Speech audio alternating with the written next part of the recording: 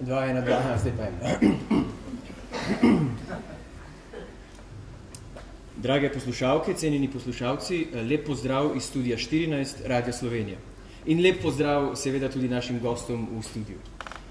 Nocoj sta z menoj dobra prijatelja iz mestnega gledališča Ljubljanskega in sploh fanta od Fare. Znana igralca Zlatko Šugman in Janez Škof. No, kako je? Kar v redu, bo šlo. Nič ni v redu, jaz na primer sem komaj prišel. Ni mogoče. Ja, res, počutim se kot vesoljc. Zakaj pa? A zakaj? Zato, ker moram za vsako malenkost dobiti dovoljenje od žene. No, ampak lej, si le prišel, ne? Ja, seveda sem, ampak so bile težave, veš? Daj no, kdo je pa danes brez težav? Ti imaš še srečo. Kaj pa jaz? Mene je včeraj žena napodila k frizerju, češ naj se obrijem na krtačko. Pa sem mi rekel, a tako, kaj ti ni dovolj, da pometaš z mano? Zdaj bi rada z mano še ribala. Dobro. Nobene besede več če ženske. Saj imajo tudi one svoje težave, ne? In to posebno z možmi. Tega ti pa že nihče ne bo verjel. Ja, pa ja, da ne, da bi imele žene kakšne težave z možmi. Sama sovražna propaganda. Poslušajte. Vprašal sem znanko, ki se je pred kratkim poročila, če se je s poroko v njenem življenju kaj spremenilo. Pa mi je rekla, kje pa? Prej sem polnoči čakala, da je odšel domov, zdaj pa polnoči čakam, da se primaje domov. No, če sem popolnoma odkrit, mene žena nocoj ni čakala polnoči, ampak kar celo noč. Kaj? Zjutraj so me moji prijatelji hoteli odnesti domov, pa sem jim rekel, dragi tovariši, moja žena zdaj sladko spi. Zakaj bi jo budili? Pustimo ženi, kar je njenega. Če ste res taki kavaliri, me raje odnesite v MGL. In zdaj sem tu. No, krasno. Torej se nam obeta izvrstna predstava. Kakšna predstava? Kako kakšna predstava? Zdaj le boste nastopila, ne? Midva? To pa prvič slišim, ti si nama samo rekel, ne prideva sem, ker sva taki sliki. Kaj? Spoštovani gledalci, a sva midva sliki? Čakaj, Šugman, no. Prosim, jaz nisem nobena slika, pa še tako lepo sem oblečen. Ja, res škoda, da nismo na televiziji, da bi se videlo. Poglej samo, kakšen nobel telovnik imam. Kalan, a še veš, da sem pred leti izgubil tisto lepo žepno uro? Ja, spominjam se, ja. Ali se spomniš tudi, da sem takrat vse preiskal in da je nisem našel? Vem.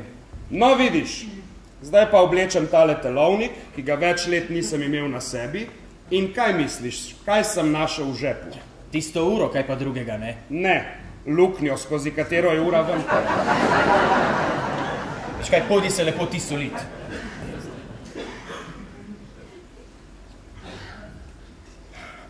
Torej, no, boste nastopila ali ne? Kako? Saj nisva pripravljena. No, potem pa prosim, pojdite stran od mikrofona in pridite takrat, ko boste pripravljena. Mi pa raje prisluhnimo tistim, ki pridejo na oddajo pripravljeni. Poslušajmo torej nastop Katarina Mala kvarteta.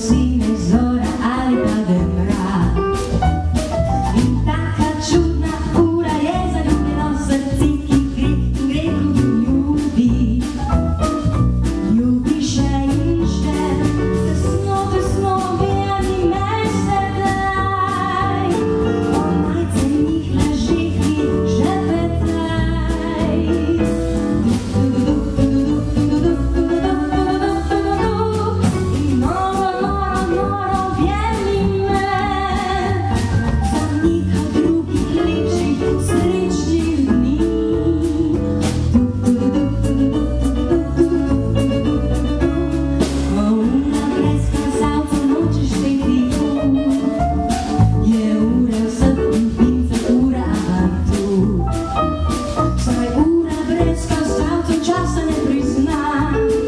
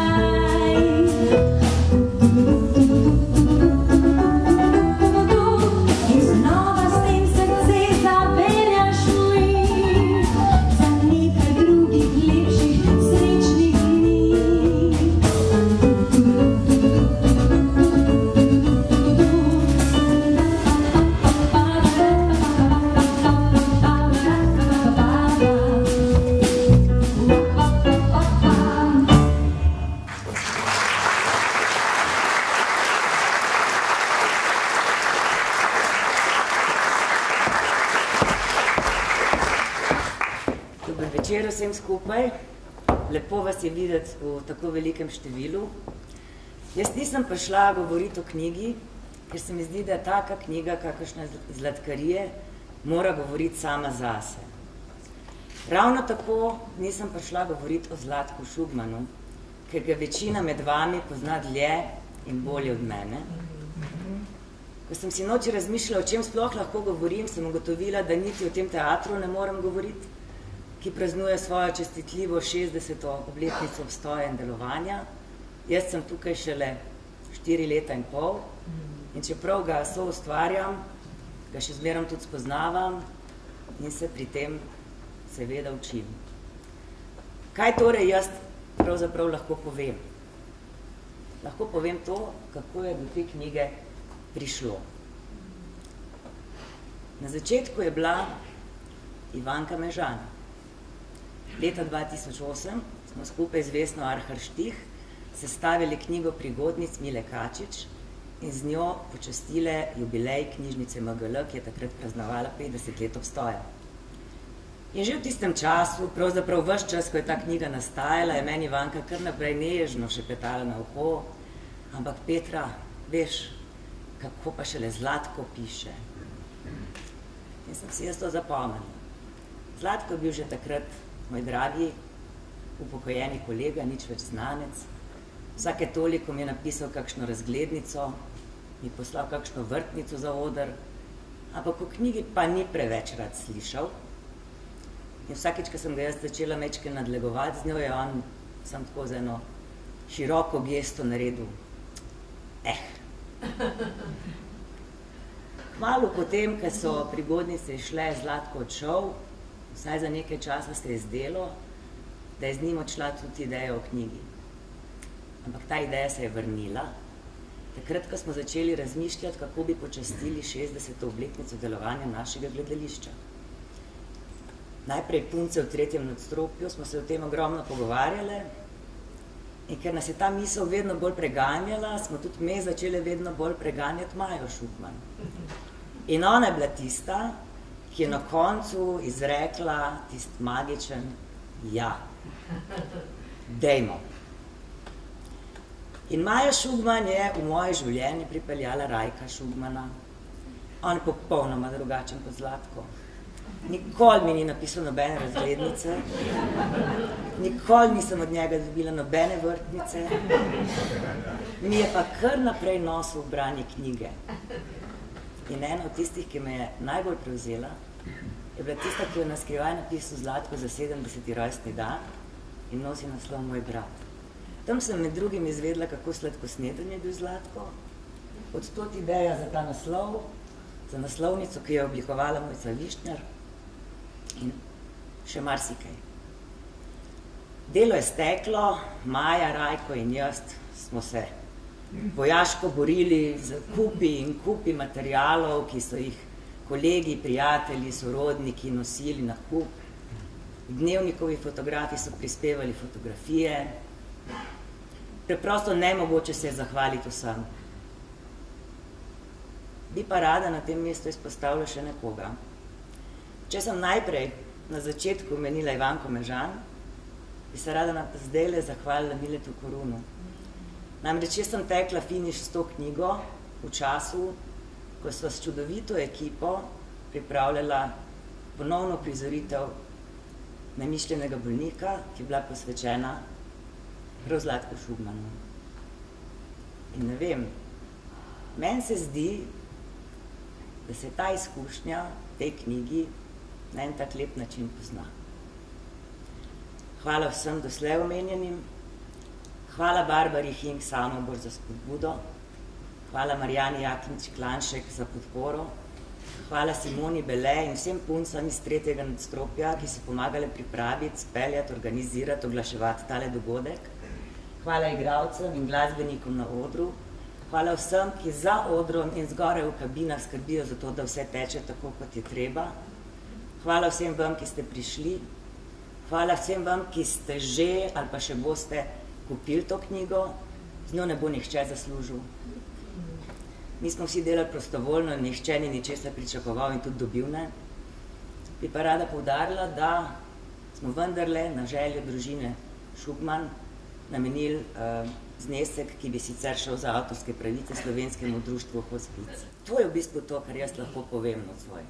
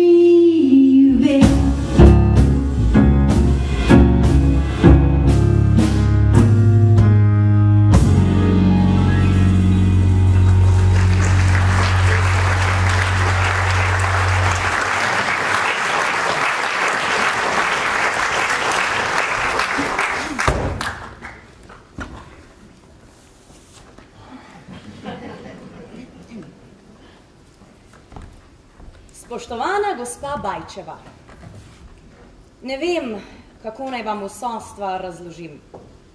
Kar preprosto.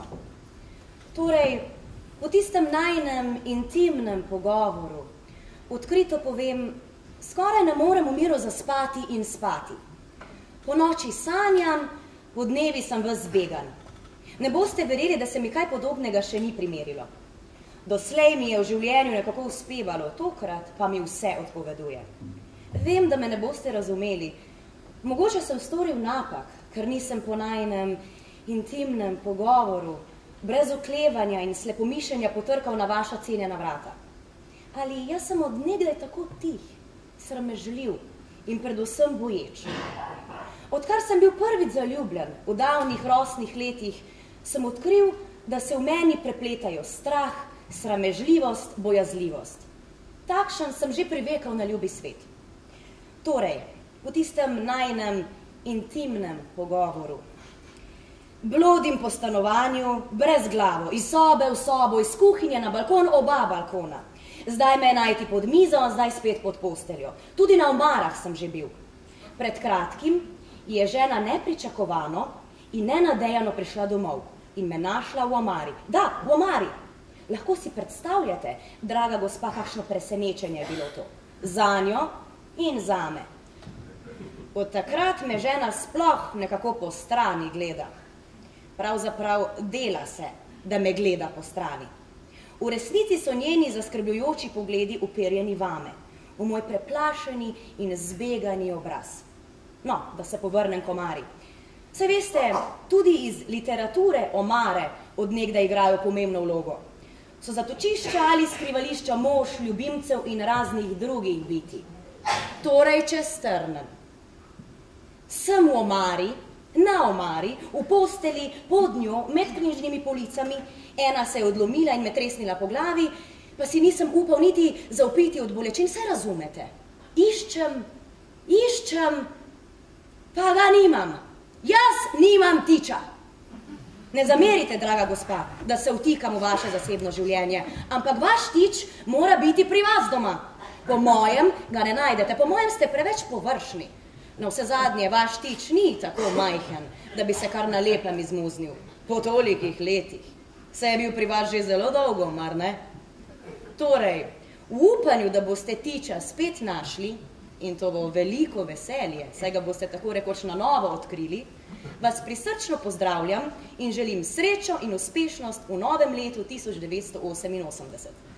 Zlatko Šugman in Maja, ki je zdaj že bolj pomirjena, Alenki Bajc, sosedi Šugmanovih v bloku, ki je konec leta 87 ušel kanarček.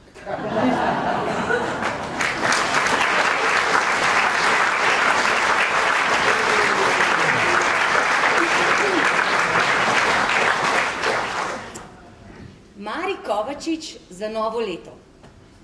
Že vnaprej se vama globoko opravičujem. Maja je prinesla domov tegale velikega ptiča in pravi, da ga naj pošljem kot novoletno poslanico. Pravi tudi, in ona se redko kdaj moti, da je ta tič miru. Motita me dve stvari. Ne gre mi v glavico, zakaj neki bi vidva potrebovala tako velikega tiča. Če me spomin ne vara, tako sta večkrat pravila, torej me spomin redko kdaj vara, ste imeli pri vaši hiši vselej male tiče. Take, ki so bili izvrstni pevci. Večjih koristi pa od njih niste imeli. Jih tudi niste pričakovali. Drugič pa, to mi je še večja neznanka. Zakaj bi potrebovala ravno tiča miru? Saj imamo mir že nekaj let, a ne? Na mir smo se navadili in se z njim sprijaznili. No, je že res, da od časa do časa kaj zarožlja z hrvaške strani, ampak to našemu mirovanju ne more do živega. Bi že moralo počiti kakšno novo, mlado orožje, da bi nas morebiti dvignilo po konci. In tako pri najboljši volji ne vem, zakaj Maja pošilja tiča in to, kot pravi svoji najboljši prijateljici, ki ji že v mladih letih nikoli ni bilo kaj prida za zoologijo. Večje veselje je imela z jezikom, z angleščino in tako dalje. Torej, oprostita moji naivnosti, ki se me je lotila prav na prehodu iz starega v novo leto. Vseeno pa, včasih pomaga. Stisnita se, se pogrejta, da vama bo toplo in prijetno v teh decembrskih dnevih in v vseh 365, ki so pred nami. Zlatko Šugman, lastnoročno, Ljubljana, 23. decembra 2001. Mari Kovačič, sošolki Maje Šugman iz Brežic.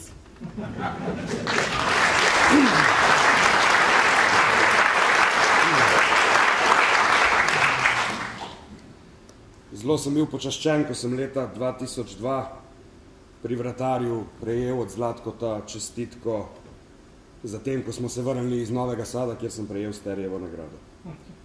Dragi, lepi, mladi tič, zdaj si pa že več kot nič. Nič si bil, saj veš, pred leti, ko te ni bilo na sveti. Gledam te presneti tič in si mislim, ti hudič, gre na srbsko promenado, vrne s prvo se nagrado. Je pravičen ljubi Bog, enim srečo, par otrok in največji dar Natašo. Jaz bi Bogu dal za Mašo. Kaj češ ti, mi pravi tič, zate zame je radič. Srečna bova dobre volje, če bo le od tiča olje. Šugman iz septembra 2002.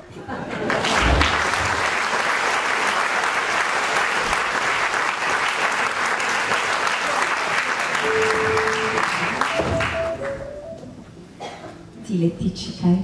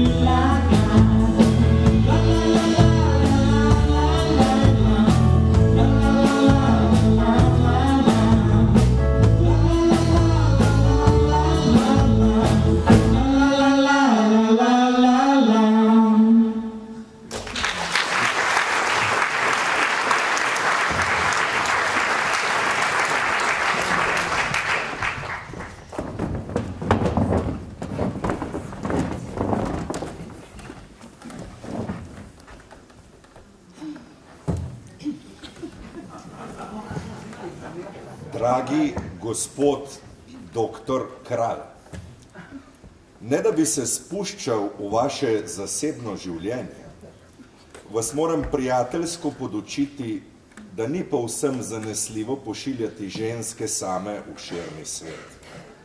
Svet je okrogel kakor žoga in ta ugotovitev nam marsikaj pove. Često se namreč dogaja, zlasti damam v srednjih zrelih letih, da jih širni svet tako prevzame, omami, usrka vase, da kratko malo pozabijo na ljubi dom, na dragocenosti v njem, si zamahnejo z roko, potem pa, saj veste, živela svoboda. Ne da bi se spuščal v vaše zasebno življenje, pričujoče fotografije v marsičem potrjujejo mojo postavko. Lahko bi vam, gospod doktor, poslal še več dokaznega gradiva, a naj bodo za prvič 3 kapljice dovolj. Iskreno vas pozdravlja vaš prijatelj in zaščitnik Zlatko Šugman. 17. maja 1999. Ladu Kralju, življenjskemu sopotniku Jožice Avbelj, ki se je tega leta s kolegi in kolegicami udeležila potovanja v Egipt.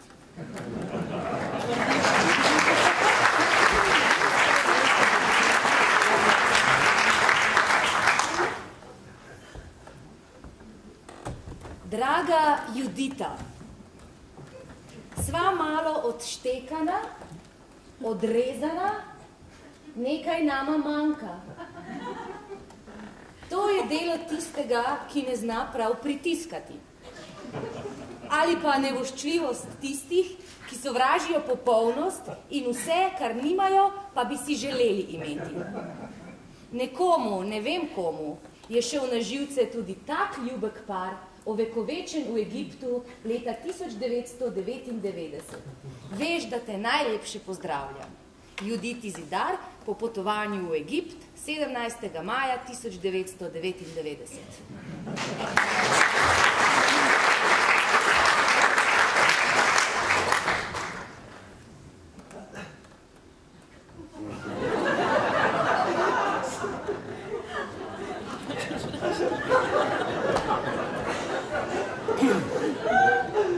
Ko si jo gledate, bom prebral.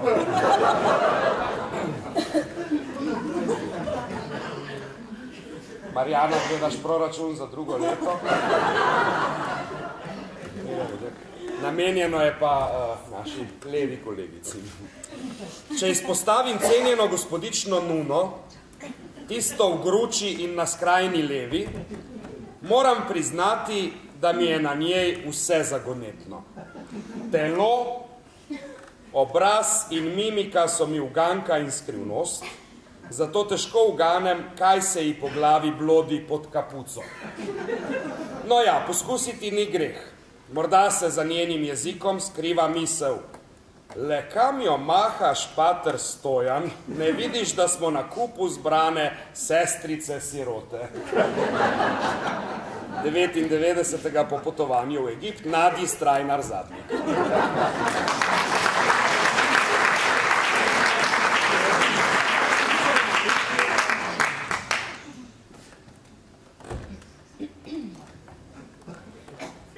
Berti Korbar. Draga gospa, vašo vnukinjo sem vprašal, kako stoji z borovničevcem. Pa me je presenetil odgovor. Ga nimam več, ona mi je celega poluckala. Četudi je bilo na njenih lepih ustnicah zaznati rahle barve belo-modro-rdeče zavisti, sem bil odgovora nad vse vesel. Da je na svetu bitje, ženska po vrhu, ki pridno lucka moj prežlahtni nektar, domači borovničevec, ki mu posvečam ves svoj trud, pozornost in ljubezen. Ni večjega priznanja od spoznanja, da vztrajanje in z njim povezano trpljenje le nista bila za manj in da je sladki borovničevec morda spodbuda za naprej. Vse skozi pa premlevam eno. Zakaj mi vnukinja vseh vaših borovničevih užitkov ni zaupala že prej? Zakaj mi sploh zaupa malo? Zakaj ne zaupa Zlatku, ki se podi za žogo in je nocoj bleščeča zvezda, jutri pa ugašajoči meteor? Mar nisem zvezda tudi jaz? Še lepša, večja zvezda stalnica, najboljša zvezda med borovničevci, najboljši borovničevec med zvezdami. Kakovost mi priznajo vsi po vrsti. Skoraj vsi. Da bo resnici zadoščeno, je tu zavoj ali po naše embalaža. In vino veritas. Vinskim bratom pa že gre zaupati. Ti zanesljivo vejo, kaj je resnica in kdo je zvezda. Prava in kar naprej bleščeča. Sicer pa prav je rekla vnukinja. Kar luckajte ga ves ta mesec. Ko bo pomlad zeleno, zamenjalo poletno sonce. Luckajte ga še na mnoga leta. Pozdrava iz Ljubljane, Zlatko Šugmar, 23. junija 2002. Berti Korbar, pokojni babici igralke Mirjam Korbar-Žlajko.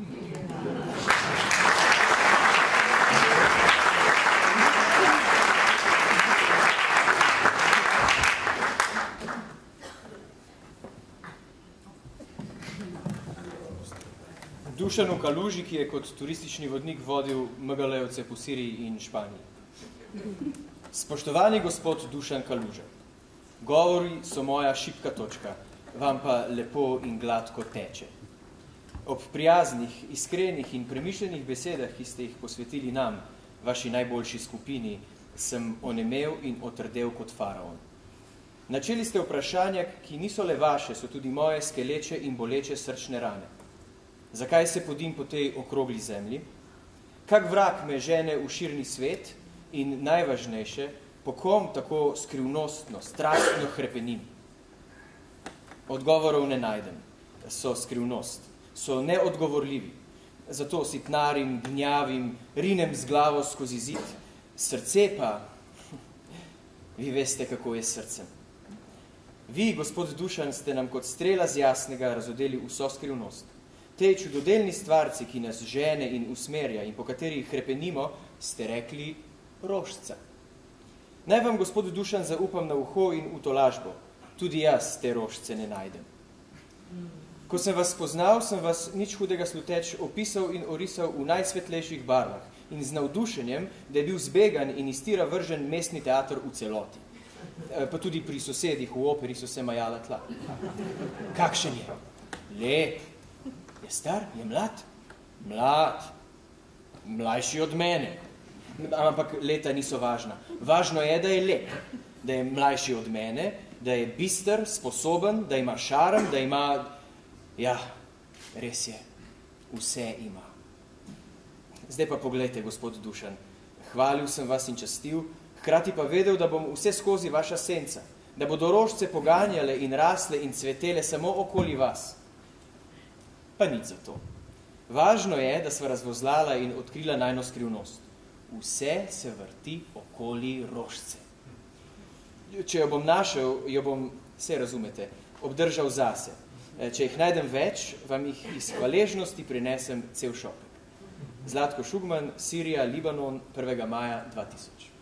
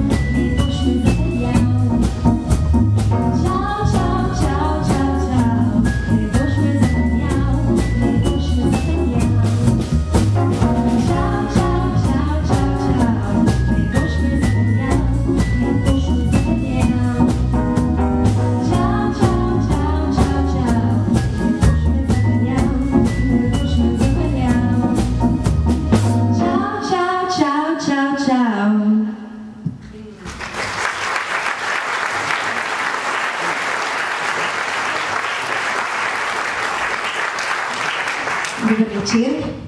Mi smo Katarina Mala kvartet in veliko čast nam je nocoj stati na tem odru.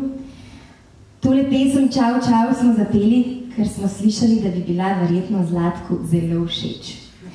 Naslednja pesem pa je zagotovo en lep spomin iz preteklosti.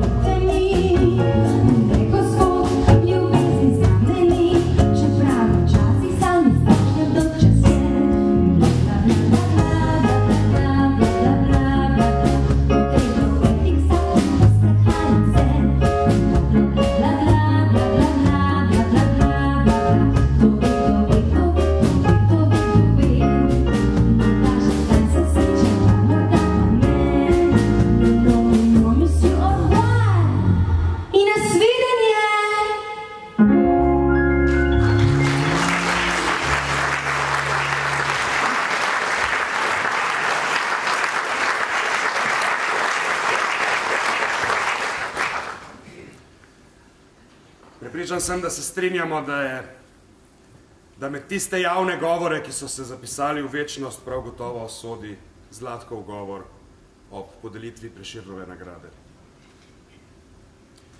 Spoštovani gospod Mojster, cenjeni doktor France Prešeren, ko so me prosili, naj vam podarim slavnostni nagovor, nisem vedel, ali naj se smejem, ali naj se jočem.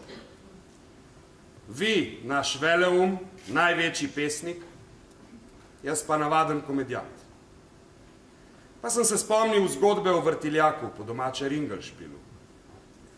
Znameniti mož, umetnik, sede na Ringelšpil, iz žepa vzame kovanec, pa ga Ringelšpilar nad vse prijazno potreplja po rami. Gospod, kar spravite svoj drobižek, umetniki moramo okup držati. Spoštovani gospod Mojster, da najprej razčistiva, kje ste vi? Po vaših nedavnih, precej maliganskih nastopih na televiziji, ne vem več, ali ste zgoraj ali spodaj. Sicer pa si predstavljam, da tudi pri vas v večnosti ni nič več tako, kot je bilo. Zid med nebesi in peklom je že zdavnaj padel. Z malo obmejnimi prepustnicami pa menda nimate težav. Vseeno bi vam rad povedal, da sem vas kar nekajkrat iskal. Trkal sem zgoraj, in trkal spodaj. Vrata pa zaprta. Le ženski glasek se je vsakič oglašal, ne nocoj, pridite kdaj drugič. Rad bi vam tudi povedal, spoštovani mojster, da smo letošnji dan kulture rahlo nategnili. Začel se je z vašim rojstvom 3. decembra in bo trajal do jutri, ko se bomo vsi skupaj veselili vaše smrti. Vam v čast in slavo bomo recitirali, peli, pili, plesali, igrali komedijo, se šalili in se hohotali. Letošnja jesen je bila še posebej vesela, saj smo se po trgatvi zabavali še oktobra in novembra na predsedniških volitvah. Cela 2 meseca pred vašim rojstvom. Gospod doktor, jaz sem preprost človek, s kmetov doma in kot olajševalna okoliščina še iz vinorodnih krajev. Ej, gospod France, kolikokrat sem v mislih z vami, vi in jaz, pa čaša rujnega. In veste kje? V vinski coni B. Rodil sem se v stari, gnili in še kraljevini po vrhu. Ne vem, ali sem na svet prijokal ali se prismejal. Zagotovo pa sem se smečkal par dni kasneje, ko so prišle 3 moje tetke in me žgečkale, buci, buci, joj, kako je srčkam. Do solz sem se nasmejal, moj dragi doktor, stene pa me je smrtno resno gledal kralj Aleksander iz zlato-rumenega okvira. Tetke pa, poglejte ga nesrečnega otroka, kralju se smeje, to se ne bo dobro končalo. In se res ni. Kmalu zatem so kralja ustrelili. Zakaj vam to pripovedujem? To je bilo moje prvo srečanje s komedijo. Prvo in usodno. Mati moja so klečali pred kraljem, veličanstvo, ne dajte ga v kulturo, ne dajte ga v komedijo, če nimate prostih delovnih mest, ga dajte vsaj v tragedijo. Nič ni pomagalo. Končal sem v komediji in zato ni nič čudnega, če sem kar naprej igral cesarje, kralje, predsednike, župane in podobne tiče.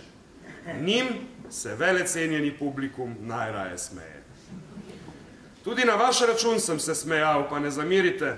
V drugi gimnaziji, ko nas je tovarišica učila Valhun, sin, kaj ti mara boj krvavi za krščansko vero, gospod Prešeren, jaz nisem vedel, nekdo je sin, nekdo Valhun.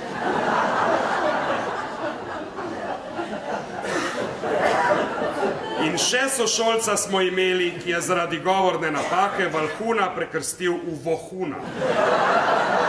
Vohun, sin, kaj ti mara. Pred leti sem ugotovil, da ste tudi vi za hece. Bral sem vaše erotične pesmice, ki so bile, oti sramota, celo stoletje prepovedane. Njim se lahko zahvalim, da zdaj vem, kaj je krancem v kratek čas. Mimogrede, gospod France, ste še zaljubljeni? A še trpite? Ste še žalostni zaradi tiste punce, ki vas ni marala? Če bi vi vedeli, kako ji Slovenci to zamirimo. Ti presneta smrkljati. Le nič ne marajte, gospod France. Tudi mene ena ni marala, pa mi je stric rekel, fant, ne bodi žalosten, takih, ki te ne marajo, dobiš, kolikor jih hočeš. Čez par let se boš sam sebi smejal. Pa sem se res. Večkrat sem se sam sebi smejal. Tako je, vidite, gospod Prešeren, vse se obrne. Vi ste nekoč trpeli, bili ste hudo v skrbeh za domovino, zdaj pa so se domovini vremena zjasnila. Izpolnile so se tisočletne sanje. Dobro nam gre. Kranci smo prišli na zeleno vejo. Spet smo v isti državi, kot je cesarski Dunaj.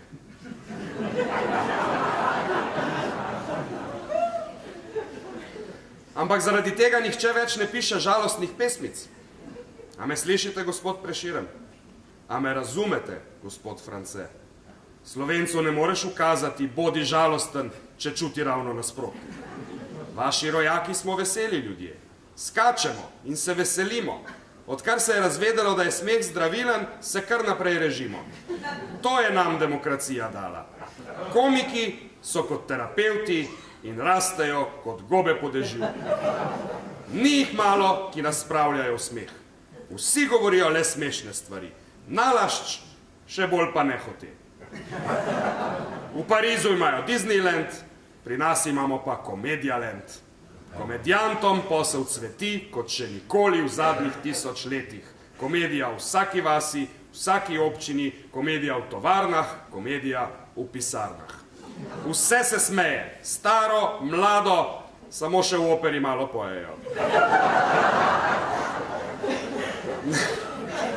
Na televiziji se v glavnem samo še hohotajo. Imajo stroj za hohotanje. Zadnjič sem bil v domači vasi, pa mi kmet, pošten človek, pravi, še na pogrebih redko kdo potoči kakšno solzo. Moj prijatelj psihiater, najbrž je malo ljubosumen na humoriste, pa mi je rekel, če se ljudje, ki se niso vajeni smejati, pretirano pogosto smejejo, je to lahko nevarno. Smeh ogroža duševno zdravje naroda. Od komedije lahko tudi pobebaviš. In tega, moj dragi doktor, se bojim. Tega me je strah. Nič nimam proti komediji, saj me vendar poznate, gospod Prešeren. Komedije ni nikoli preveč, ampak tragedije ni več. In to je tragedija. To je tako, kot da na svetu ne bi bilo več moških, ampak bi bile samo ženske. Ženske, ki bi drugim ženskam očitale, da niso pravi moški. No ja, nihče ni popoln. Še najmanj pa sestra, ki je preoblečena v brata. Kam je izginila tragedija? Je ni več ali pa jo kje skrivajo? Če jo skrivajo, to ni lepo. Naj jo najdejo, saj imamo policijo. Tragedija mora biti na svetu. Tudi oblast ima opozicijo. Pozicija, opozicija, komedija, tragedija. A me razumete, gospod Prešeren? Vi, ki imate med rojaki avtoriteto, dajte, bodite, prosim, tako dobri in jim položite na dušo prošnjo starega komedijanta. Bratja in sestre, Slovenci in Slovenke, ustavite komedijo. 7. februar 2003.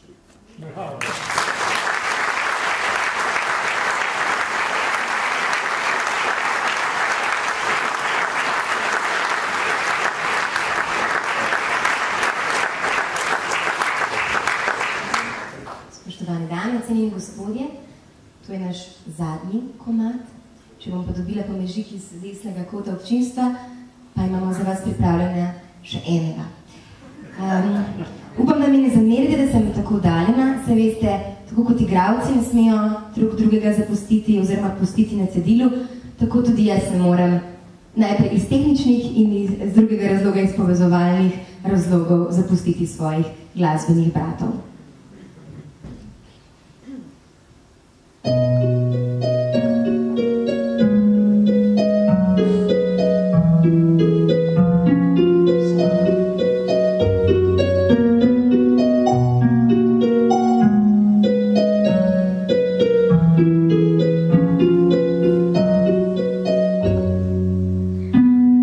Včasih se ti zdi, da vse čuti.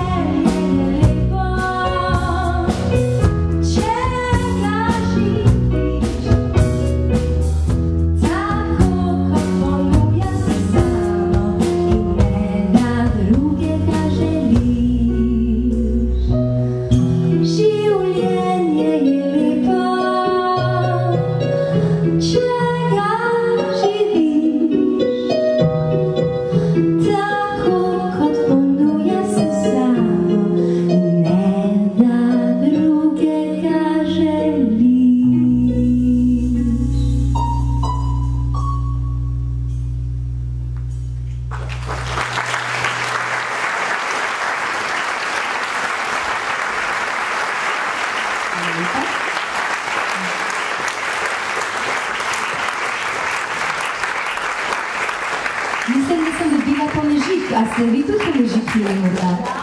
Ja, hvala lepa. Pa dejma. Tokrat pa še ena od mnogih avtorskih naših